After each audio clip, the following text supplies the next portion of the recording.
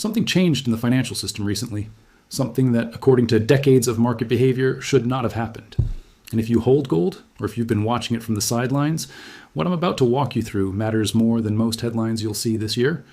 Gold broke a rule, not a small rule, not a technical rule that only traders care about, a fundamental rule that has governed its behavior for generations. And when foundational patterns break, it's not noise, it's a signal. I'm not here to tell you gold is going to the moon tomorrow. I'm not here to create panic or promise quick riches. I'm here because I've spent years analyzing markets, studying cycles, and watching how capital moves during periods of transition. And what we're seeing right now deserves your attention and your understanding. This isn't about a price chart. It's about what happens when the rules change. It's about what that means for your wealth, your preparation, and your ability to navigate what comes next. Let's talk about what actually happened, why it matters, and what disciplined investors should be thinking right now. For decades, gold followed a pattern. When interest rates rose, gold struggled. When the dollar strengthened, gold weakened. When central banks tightened monetary policy, gold faced headwinds. This wasn't a theory. It was observable behavior backed by economic logic. Gold doesn't pay interest. It doesn't generate dividends. So when bonds offered attractive yields and the opportunity cost of holding gold increased, investors rotated out. That made sense. That was the rule. But here's what happened that broke the pattern. Gold surged to historic highs while interest rates remained elevated, while the dollar held strength, while central banks maintained restrictive policies. It did the one thing it historically shouldn't have been able to do. This isn't a one-week anomaly. This is sustained behavior across multiple quarters. Gold reached price levels that, according to traditional models, required much easier monetary conditions. Yet those conditions didn't exist. When an asset breaks its historical correlation with the factors that have governed it for generations, you have two options. You can dismiss it as temporary noise, or you can ask what fundamental shift in the system is powerful enough to override decades of established behavior. The disciplined approach is to ask the question. If you already hold gold, you need to understand whether what you're witnessing is a bubble driven by speculation or a structural shift driven by forces larger than market sentiment. The difference between those two scenarios determines whether you're positioned wisely or sitting on borrowed time. If you don't hold gold, you need to understand whether this moment represents missed opportunity, whether it represents an overextended asset you should avoid, or whether we're still in the early stages of a longer cycle. Again, the difference matters enormously. But more than your position in gold, this moment matters. Because gold is not just a commodity, it's a barometer. It's a measure of confidence in the monetary system, in sovereign debt sustainability, in the stability of currencies and institutions. When gold moves in ways that defy traditional logic, it's telling you something about the system itself. It's telling you that the variables that used to determine behavior may no longer be the variables that matter most. And if you care about preserving purchasing power over time, about understanding the environment your wealth exists within, about making informed decisions rather than reactive ones, then you need to understand what changed and why. Let's establish where we are. Global debt has reached levels that would have been unimaginable a generation ago. Sovereign debt, corporate debt, household debt, all expanding at rates that outpace economic growth. This creates a structural problem that doesn't disappear with optimistic projections. When debt grows faster than the economy's ability to service it, you have limited options. You can default, which is catastrophic. You can grow your way out, which requires sustained productivity gains that aren't materializing. Or you can devalue the debt through currency depreciation and inflation. That third option is the path of least resistance. It's politically palatable, it's historically common, and it has profound implications for assets that preserve value versus assets that represent claims on devaluing currencies. Central banks spent over a decade expanding balance sheets, creating currency at unprecedented scale. When inflation arrived, they raised rates, but they didn't reverse the monetary expansion. The currency created during quantitative easing still exists in the system. The balance sheets remain historically elevated. This creates a contradiction. Interest rates signal tightening, but the sheer volume of currency in circulation signals the opposite. Markets respond not just to policy rates, but to the quantity of money, to liquidity, to the structural conditions that shape capital flows. Gold is responding to the structural conditions. It's responding to the reality that the monetary base has been permanently expanded, that sovereign debt continues growing, that the political will to implement true fiscal discipline doesn't exist in any major economy. Here's something most people don't fully appreciate. When you hold dollars, euros, yen, or any fiat currency, you're holding a claim on purchasing power that is being continuously diluted. Not sometimes, continuously. That's how the system is designed to function. Currency debasement isn't a conspiracy. It's policy. It's the mechanism through which governments manage otherwise unmanageable debt loads. It's how nominal values can rise while real values stagnate or decline. For most of modern financial history, this happened slowly enough that people didn't notice on a day-to-day basis. Inflation was modest. Purchasing power eroded gradually. The decline was real but not obvious in daily experience. What changed is the acceleration. The volume of currency creation required to manage current debt levels means the debasement is happening faster. The erosion is more visible. And when people can feel their purchasing power declining, they start looking for alternatives. Gold is the alternative that has worked for thousands of years, not because it's perfect, not because it goes up every day, but because it can't be created by decree. Its supply is constrained by physical reality, not political convenience. When confidence in currency management declines, when people question whether central banks can thread the needle between controlling inflation and avoiding economic collapse, gold becomes attractive regardless of interest rates. Because the question shifts from what is gold yielding to what is my currency losing? The financial media focuses on short-term catalysts, a Federal Reserve meeting, an inflation print, a geopolitical event. And these things do create volatility, but they're not the story. The story is structural. It's about debt that can't be repaid at current currency values. It's about political systems that won't accept the spending cuts required to balance budgets. It's about demographic trends that increase entitlement obligations while slowing economic growth. These aren't problems that get solved with a policy tweak. These are multi-decade challenges that shape the entire investment landscape. And most market participants aren't thinking on that time frame. They're looking at quarterly results, at next month's employment report, at whether the central bank will cut rates by 25 or 50 basis points, all of which matters for trading, but none of which addresses the fundamental question, how does this end? Gold's behavior is telling you that an increasing number of institutional players, central banks, and informed investors believe this ends with currency devaluation. Not next week, not in some dramatic overnight collapse, but gradually, persistently, as the only politically viable path forward. When gold rises, despite interest rates being elevated, it's signaling that confidence in currency stability is eroding faster than yields can compensate for. That's not speculation. That's reading the price action for what it's actually telling you. Let's look at history, because markets rhyme even when they don't repeat exactly. The 1970s saw gold rise dramatically during a period of monetary confusion, high inflation, and loss of confidence in dollar stability. That wasn't a straight line. There were violent corrections. But the overall trend was unmistakable. What drove that wasn't market sentiment. It was the fundamental breakdown of the Bretton Woods system, the ending of gold convertibility, and the reality that currencies were now purely fiat with no anchor to constrain expansion. We're in a different variant of the same dynamic now. Not a gold standard being abandoned, but the abandonment of fiscal discipline. The recognition that debt levels require either default or devaluation. The acceptance that currency creation is the tool of choice. The 2000s saw gold rise from under $300 to over $1,900 during a period that included the financial crisis, quantitative easing, and zero interest rate policy. Again, not a straight line. Brutal corrections occurred. But the trend reflected a structural shift in monetary policy. What history shows is that gold tends to perform when confidence in monetary management declines, when debt becomes unsustainable, when currency creation accelerates, and importantly, when those conditions persist long enough that they can't be dismissed as temporary. We're not in a 6-month cycle of uncertainty. We're in a multi-year, potentially multi-decade shift in how monetary and fiscal policy function. That's the context gold is responding to. Here's a data point that doesn't get enough attention. Central banks around the world have been net buyers of gold for years now. Not small amounts, record amounts. These aren't institutions acting on emotion or following YouTube videos. Central banks are diversifying away from dollar reserves, not abandoning them, but reducing concentration. Because they see the same structural problems everyone else sees. Unsustainable debt, political gridlock on fiscal reform, the likelihood that currency devaluation becomes the release valve. When central banks, which have the most sophisticated analysis and the longest time horizons of any market participants, are accumulating gold while raising interest rates, that's telling you something. They're hedging. They're preparing for a world where currency stability is less assured than it has been. This isn't conspiracy, it's risk management at the sovereign level. And when sovereigns are repositioning, individuals might want to understand why. The traditional model suggested central banks would reduce gold holdings as rates rose and opportunity costs increased. They did the opposite. That behavior break is as significant as the price break. If you already own gold, the first thing you need to understand is that this isn't a signal to celebrate and stop thinking.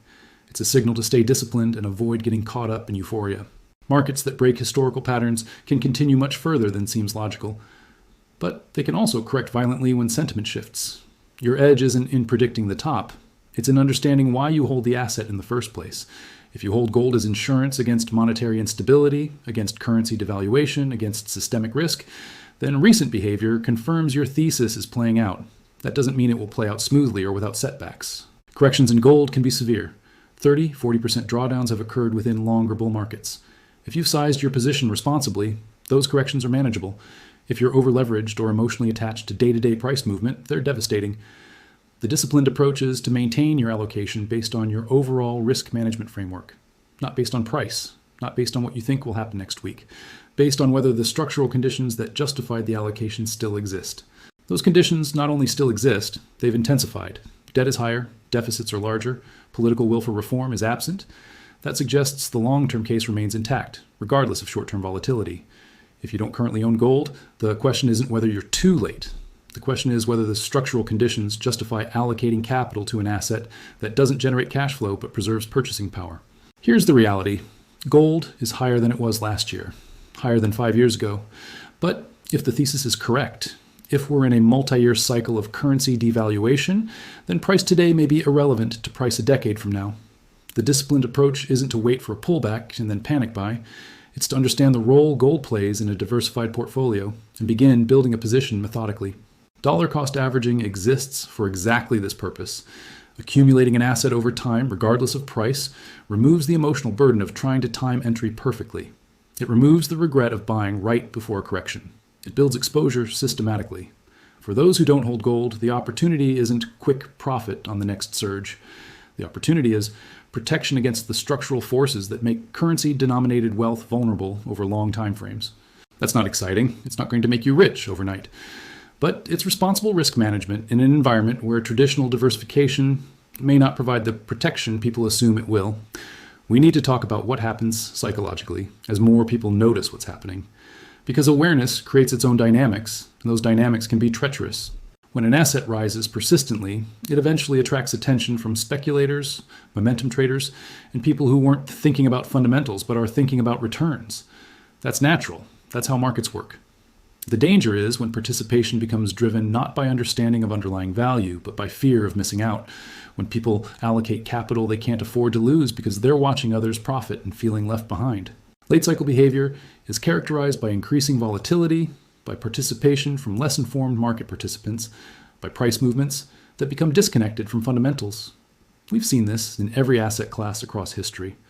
The way to navigate this is to remain anchored to your thesis. If you believe gold is responding to structural monetary problems, then your position should be based on that belief and sized accordingly, not based on how much it's risen, not based on predictions of how much further it could go. When markets become euphoric, disciplined investors don't chase. They rebalance. They take profits on positions that have grown beyond their intended allocation. They maintain discipline when others are abandoning it. Let's get technical for a moment, but in plain language, real yields are what matter for gold, not nominal interest rates. Real yields are the interest rate minus inflation. That's your actual return after accounting for purchasing power erosion. When nominal rates are 5%, but inflation is 3%, your real return is 2%. When nominal rates are 5%, but inflation is actually running higher than official statistics suggest, your real return might be 0 or negative. Gold performs well when real yields are low or negative because the opportunity cost of holding it disappears. You're not giving up meaningful real returns by holding an asset that doesn't yield. The traditional model broke because real yields haven't been as positive as nominal rates suggested. Official inflation statistics have consistently underestimated actual purchasing power, erosion for essentials like housing, food, energy, healthcare. When people realize their returns aren't actually beating inflation, when they realize their purchasing power is declining despite earning positive interest, gold becomes attractive regardless of the nominal rate environment. This is the subtlety most market commentary misses. They focus on what the Federal Reserve sets as policy rates. They don't focus enough on whether those rates are actually positive in real terms after accounting for actual inflation. Here's the structural problem that underpins everything. Government debt has reached a point where servicing it requires significant portions of total revenue. As debt grows, interest payments grow. As interest payments grow, deficits grow. As deficits grow, more debt must be issued. This is the debt spiral. And there are only two ways out. Growth that dramatically exceeds expectations, which would require productivity gains we're not seeing, or devaluation of the debt through currency depreciation. No major government is seriously proposing the spending cuts necessary to balance budgets. The political system doesn't support it. The constituencies dependent on government spending are too powerful. The short-term pain is too significant for elected officials to accept. This means we know the path forward. More debt, more currency creation, more devaluation, not as a conspiracy, as the path of least resistance through a structural problem that has no politically viable alternative. Gold is responding to this reality. It's responding to the recognition that holding long-term government debt means holding an asset that will be repaid in devalued currency, that the real return on sovereign debt may be negative even when nominal yields appear positive. This isn't speculation about what might happen. This is observation of what is happening and what the constraints of the system make inevitable. Now, let me talk about what disciplined investors don't do in this environment, because mistakes can be more costly than missed opportunities. Don't allocate capital you need for near-term expenses. Gold can correct 30% and remain in a bull market. If you need that capital in the next year, you can't afford the volatility. Don't use leverage. Gold's volatility combined with leverage creates catastrophic risk. The worst losses in every market cycle come from people who were right about direction but wrong about timing, and leverage destroyed them before they could be proven right. Don't chase price. If gold rises 10% in a week, that's not a signal to buy aggressively. It's a signal to be cautious. Parabolic moves often precede corrections. Disciplined accumulation happens systematically, not emotionally. Don't follow online hype without understanding the thesis. Social media is full of predictions, price targets, and claims of imminent collapse or moonshots. Most of it is noise. Your decisions should be based on structural analysis, not viral content. Don't ignore diversification. Gold should be part of a broader portfolio strategy. It shouldn't be your entire net worth. Concentration in any single asset, even a good one, is speculation on your ability to time exits perfectly. Don't panic sell during corrections.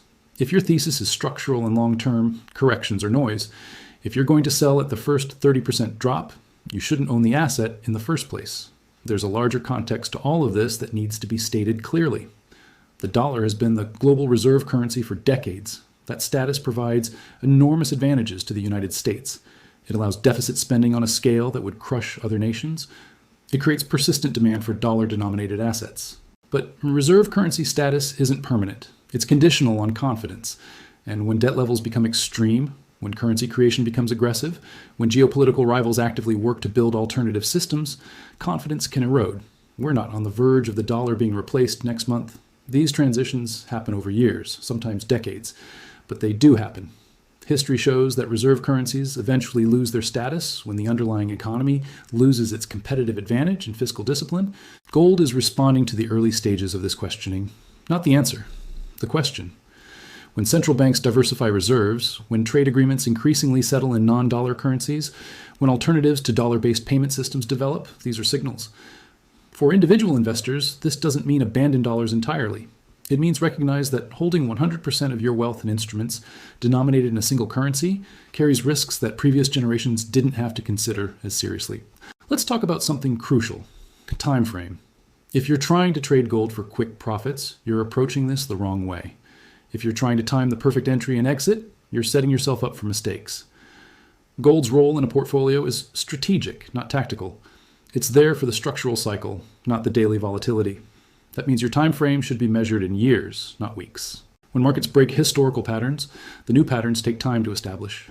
The structural forces driving the change take time to fully play out. Patience isn't just a virtue in this environment, it's the only rational approach. People who got gold right in the 2000s didn't time the bottom perfectly.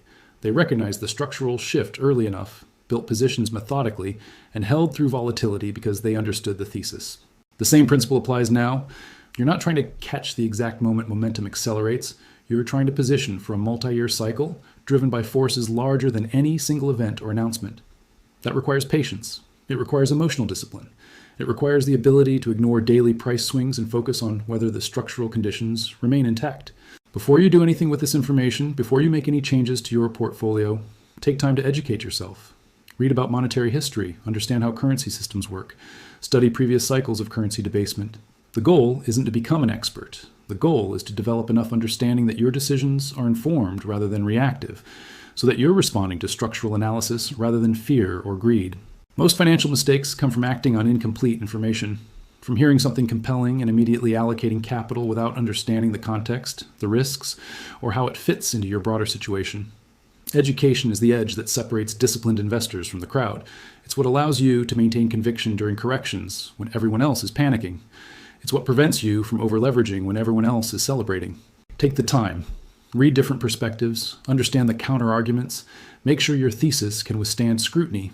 Then, and only then, make deliberate decisions about positioning. As gold rises, as any asset rises, it naturally becomes a larger portion of your portfolio. This is where discipline matters most, because the temptation is to let winners run indefinitely, to believe the trend will continue forever. Responsible portfolio management requires rebalancing. If gold was 5% of your portfolio and now it's 15%, you have to decide whether that allocation still makes sense or whether you should trim it back to your target. This doesn't mean you're bearish on gold. It means you're managing risk. It means you're taking profits systematically rather than hoping to time the top perfectly. Rebalancing forces you to sell when assets are expensive and buy when they're cheap. It's emotionally difficult. It requires selling things that are working and buying things that aren't. But it's how disciplined wealth is preserved over time. The investors who survive full market cycles aren't the ones who time everything perfectly.